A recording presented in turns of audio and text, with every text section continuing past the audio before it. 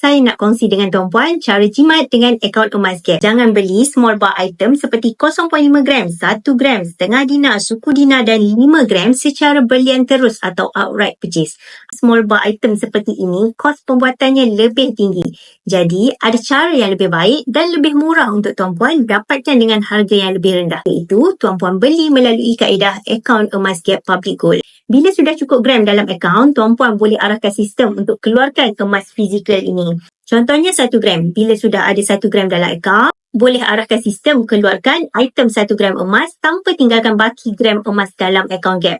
Ataupun nak keluarkan 5 gram, kumpul saja sampai 5 gram dalam akaun. Dah terus boleh keluarkan item 5 gram on the spot. Itu cara yang lebih murah untuk tuan-puan dapatkan small bar item sebegini. Bagi yang berminat, nak mulakan tabungan emas serendah RM100 melalui akaun emas Gap di Public Gold, anda boleh rujuk link di bio atau rujuk pin post saya untuk daftar akaun secara percuma. Saya bimbing sebaiknya.